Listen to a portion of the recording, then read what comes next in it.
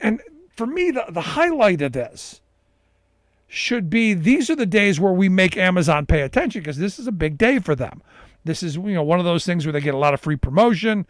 This is the day that we should be demanding that their employees get better wages, hours, conditions. They get union rights, all of those things that we've been fighting for. And this young woman today, I was explaining to her the difference between working at a place like Amazon and working in a union facility. And the big difference is the end of at-will employment, which she knew really well.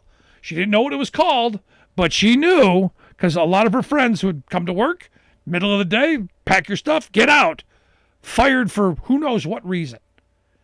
And I said, look, in a union environment, there is the idea of you can only be fired for just cause. In an Amazon environment, in a non-union environment, you can be fired for any reason or no reason. And today over at the Bloomberg Business page, there was an article on just this, because evidently New York is moving to end at-will employment for fast food workers. There were some stories that they talked about a woman who, was at work and the boss came up and said, "You're not smiling enough. You're fired." Now, this was before the pandemic, obviously, and she's out the door. Her entire life up in upheaval.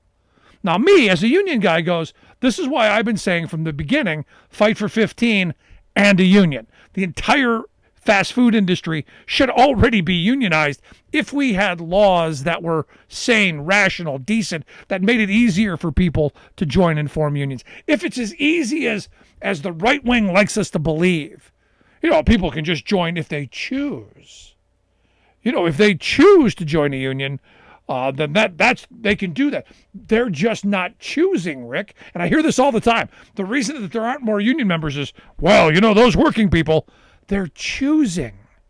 They're choosing not to be members. Not that they're scared to death over the fact that if it gets out that they had the audacity to decide that, I do want a union. I do want to end at-will employment.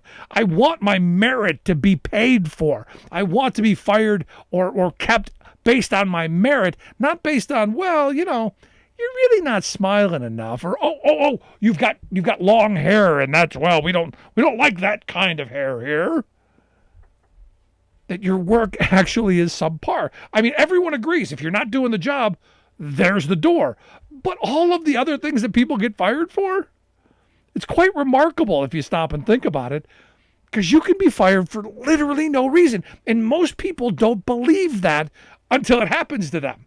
Until they're standing there going, wait a second, I was a loyal employee. I did everything I was supposed to do, and I'm still fired? Yeah. Your only recourse, as long as the boss doesn't say something about your age or your gender or your ethnicity, they don't even need to say anything. They just say, you're fired. There's the door. They don't even have to explain why, which is why it's so hard to hold employers accountable when they do go, you know what, I really don't like you because you're old, but I can't say that, so I'll find a million other reasons. And as I've said, people go, that's not possible until it happens to them, until they're looking at my only recourse is to go file for unemployment. That's it. Now everyone goes, I'll get my lawyer. Good luck on that one. I really want to see you do that on a consistent basis. I want to see you be able to get a lawyer at, Dewey, Cheatham, and Howe and go up against Amazon. Ain't going to happen. This is why you collectively come together. This is why you come together and bargain collectively for better wages, hours, conditions, and protection. Because you can't be fired for wanting to join a union, but you can be fired because, you're just not Amazon material. Or in the case of Trader Joe's, when the guy said, I don't think you're protecting us well enough, and then came up with suggestions, the employer simply sent him a note back, you're fired, you're not Trader Joe material. And then went on to tell them, you're an at-will employee. You have no rights here. So when I look at New York, who's going, we're going to put some protections for fast food workers. Nobody else really, just fast food workers, because they're right now the most abused, and they're the ones who are saying, look, we are the most abused. We're paying attention to that.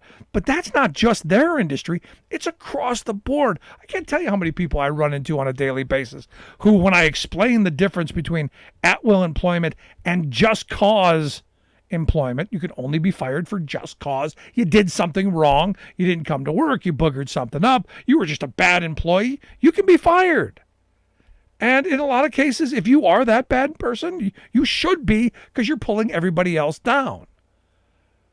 But just because you've got braided hair or you didn't smile enough, because you have such a pretty smile, that to me says we got a problem. Houston, we have problems. And look, as a union guy, I say this all the time.